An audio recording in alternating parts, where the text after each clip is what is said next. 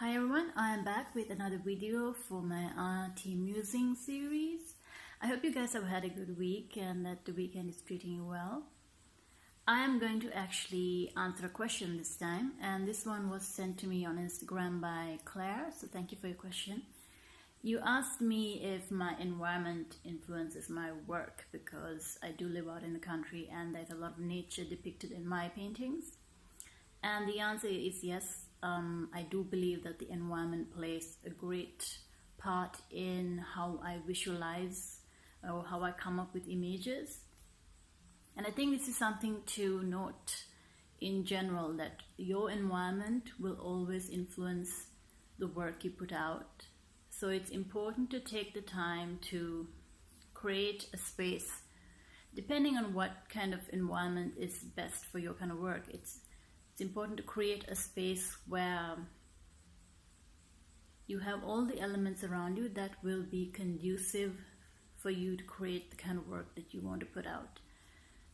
Me personally, I am a country girl. I prefer being anywhere near trees, anywhere on the mountains. I love mountains especially. Anywhere where I'm away from the hustle and bustle of the modern world. I mean, it's great to go out and see other ways of living and connect to people, but when it comes to my work, I do need seclusion, I do need nature, I do need lots of time to contemplate.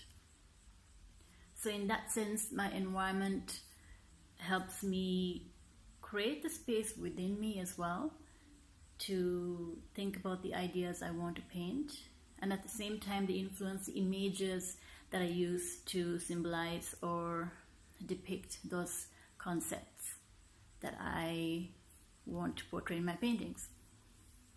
I do think it's very important not just to surround yourself with the right kinds of things that help you be a better painter, but it's also important to consider what you put into your mind, because you do feed yourself as a person through different things, and this can come down to even entertainment, what kind of entertainment you digest into your system.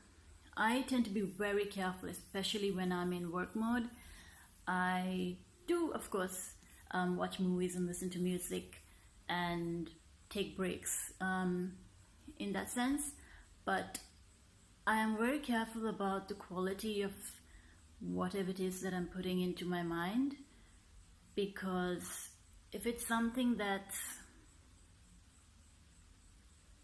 not positive, or it's something that doesn't feed me, if it's the equivalent to junk food or something that's not healthy for me, it'll come out somehow in my work. Either my mind will be distracted, or I won't be thinking about the things that matter to me, or I will find that I am not as centered as I would be naturally, and my work suffers for that, and I really dislike that.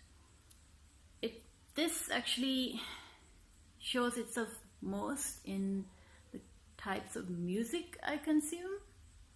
I'm a big fan of both Western and Eastern classical, world fusion, most cultural music, or instrumental pieces. And I'm very careful about the kind of music I have around me when I'm painting, because that will influence my mood, my vibe, and what comes out in my paintings. So I'm very much a stickler for those kind of details, and I think it really does make a huge difference to how you feed yourself and thus feed your work. I do recommend just sitting down and figuring out how you can improve your environment and your habits to help your own work. It makes a huge difference in the long run, and I actually did this when I restarted homeschooling as a kid, and I decided I was going to take up painting. I went through my list of music.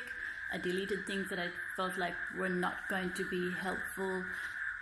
I mean, I do listen to even pop music every now and then because it's out there and I like to see what's happening. But when I'm working, definitely no. But that's me, and each person is going to have their own preferences based on what kind of work they're creating and what their topics are about. If you are, for example, the kind of person that loves to be at the heart of say, a conversation, you love meeting people, you love being in the city because that's where things are vibrant and things are happening, then of course it's different. You wouldn't want what I have for my lifestyle. You would need to figure out what works for you. For me, it's definitely nature, quiet time, time to contemplate, lots and lots of books and music and even movies that dwell on topics that I'm interested in, or if it's a documentary, I love watching artist documentaries, not just to see how they lived their lives and how they created their masterpieces, but also to gauge how the environment around them and how the decisions they made in regards to the people around them, the political situation, whatever it was, how that then carved their personalities, which in turn influenced what kind of work came out of them. And that part of it has nothing really to do with technique as much, or even the purpose of why they paint, because those things can sometimes be subliminal. You don't always understand just how strong an outside influence can be. So it is vital that you take some time, sit down and figure out what you can change in your environment, or the things that you digest constantly, whether it's physical things like the food that you have, or the kind of books that you read, or even the kind of people around you, whether it's worth having them in your life all the time. Of course, you do need to let loose and go out and do something completely different from your normal routine. I do that every now and then, just for a break, and so that when I come back, I realize why I love my disciplined life. That then helps me stay grounded in that disciplined life that I created. And it does take maintenance, but it's fully worth it. So that was my answer for you, Claire. I hope that you found that insightful. Yes, my environment is depicted in my work, but on many levels. And I hope the rest of you also found some insight in there. And I wish you all the very best of luck with your creativity. Thank you for listening. See you next time. Bye.